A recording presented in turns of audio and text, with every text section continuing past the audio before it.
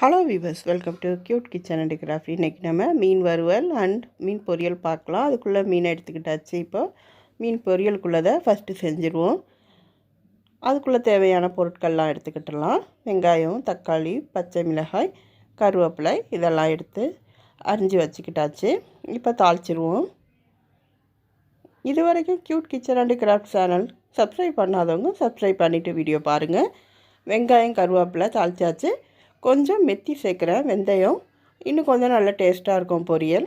அதோட பச்சை மிளகாய், தக்காளி எல்லாம் சேர்த்தாச்சு. எல்லாம் கொஞ்சம் வதங்கிட்டோம். இது பெரிய கெண்டை மீன் தான், பீஸாக எடுத்திருக்கேன். தக்காளி வதங்கின பிறகு மிளகாய்த்தூள் 1 ஸ்பூன், மஞ்சள் தூள் 1/2 ஸ்பூன், பெருஞ்சீரகத்தூள் 1 ஸ்பூன், சாம்பார் தூள் கொஞ்சம் 1 ஸ்பூன் சேர்க்குறேன்.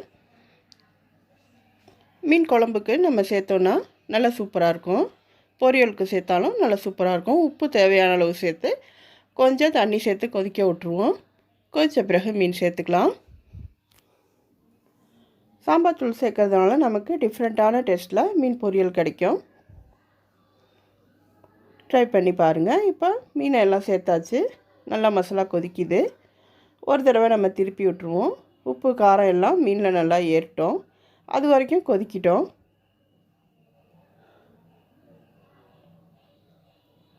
எல்லா மீனையும் பரட்டி விட்டாச்சு.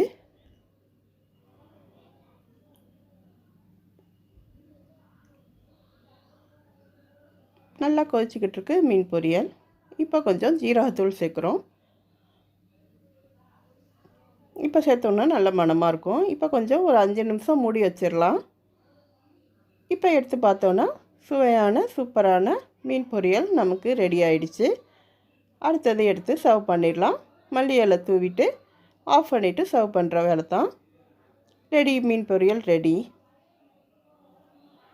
இப்போ அடுத்தது மீன் வறுவல் பார்த்துடலாம். இதுக்கு தேவையான மீன் எடுத்து வச்சுருக்கேன்.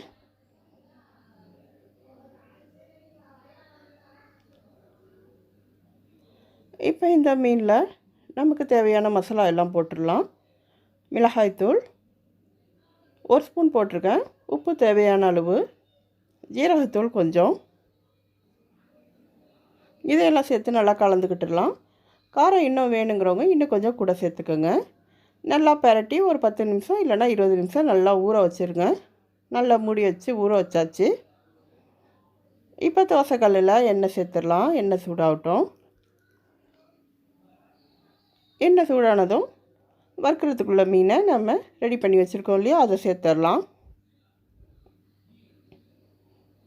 நம்ம ஊற வச்சு நம்ம செய்கிறதுனால இது நமக்கு மசாலா எல்லாம் வெளியாகாது. அப்படியே நமக்கு மொறு மொருண்டு கிடைக்கும். மிளகாய் உப்பு நல்லா மீனில் ஏறி நல்லா சூப்பராக கிடைக்கும்.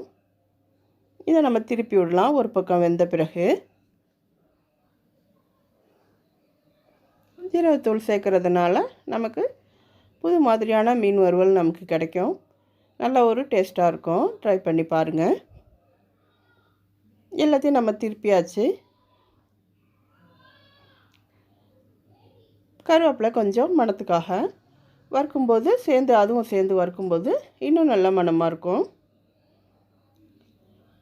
நல்லா வறுபடுற வரைக்கும் நம்ம திருப்பி விட்டுக்கிட்டே இருக்கலாம்.